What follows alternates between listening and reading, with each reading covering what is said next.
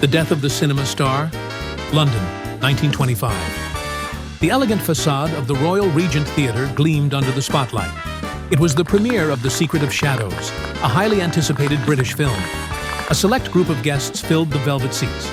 Among them, Pierre Durand, invited by the studio owner after earning a notable reputation at Oxford.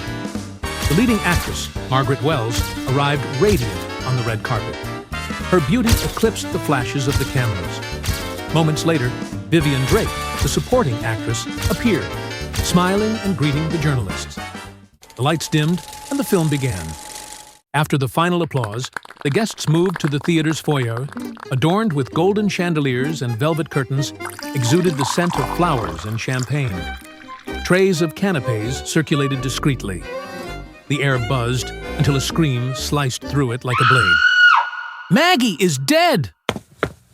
Pierre rushed toward the side room. The actress lay pale upon the floor, a champagne glass tipped beside her. A small bruise revealed the cause. Inspector Graves took control of the scene. It was soon determined, death by a blunt blow to the head. The doors were immediately locked. No one would leave until everyone had been questioned. The statements unfolded, one by one. The director declared, "I was with my secretary in the men's room. We neither saw nor heard anything." The secretary confirmed, blushing slightly. "Yes, we were about to return, but got a bit distracted." Richard Hale, who had played Margaret's romantic partner in the film, said, "I was starving and went to the kitchen for more canapes. I spent quite a while there." The composer of the score stated, "I was speaking in the foyer with Margaret's husband. We were discussing the score for the next film." Margaret's husband added, "Indeed, we stayed together the entire time." The producer reported, "I was with the studio owner discussing future projects." The studio owner confirmed, "Exactly. We were together at the reception." The supporting actor said, "I stepped out to give interviews and greet some fans." The projectionist explained, "I remained in the projection booth.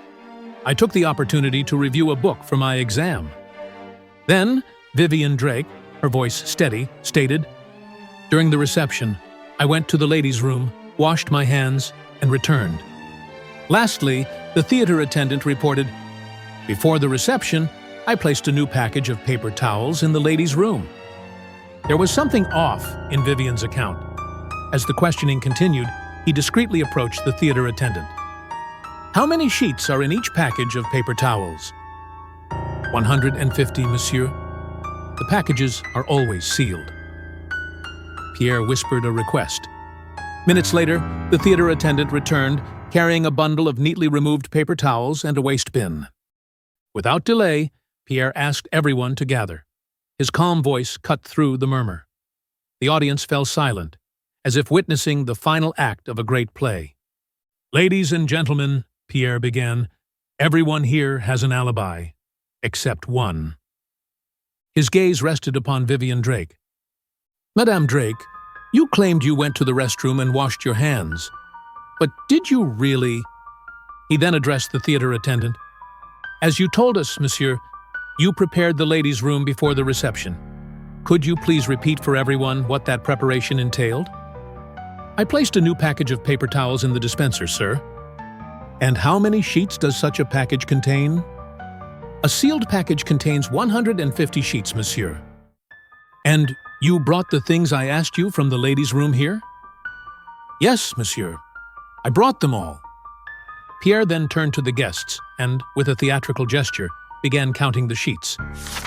1, 2, 3, 149, 150. All the sheets were intact. Vivian crossed her arms, her voice trembling though she struggled to maintain her composure. "The manufacturer may have packed more than 150 sheets. There's a margin of error. This proves nothing." Pierre offered a slight smile. Without a word, he stepped forward and, with a sharp motion, kicked the waste bin that the theater attendant had brought from the ladies' room. It toppled, slowly spinning until it came to rest on its side, producing only a hollow sound. No sheets, no trace. He turned to the guests and stated firmly, "Even if there had been an extra sheet, it would still have been discarded here. The fact that all the sheets remain intact and the bin is empty, proves that Madame Drake never went to the restroom as she claimed. She lied and is the only one without an alibi at the time of the crime. Therefore, she is the only one who could have attacked Margaret. Vivian staggered, her hands covering her face. This proves nothing. But the words failed her. At last, sobbing, she fell to her knees.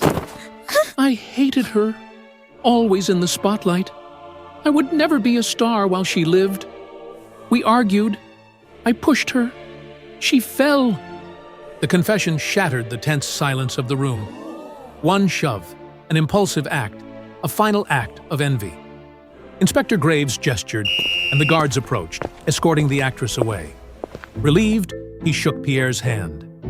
How did you know the sheets would be intact? Pierre smiled discreetly. It was a carefully stacked deck. I asked the theater attendant to bring exactly 150 sheets and an empty bin. That way, the result of the count would leave no doubt. The inspector let out a brief sigh. Horrible to see such a talented woman with blood on her hands. Pierre added, a glint in his eyes. Worse still would have been if she had truly gone to the restroom and not washed her hands. Blood and bacteria? What a dreadful combination. Muted laughter rippled through the hall as the night's tragedy reached its denouement with a touch of ingenuity. The end.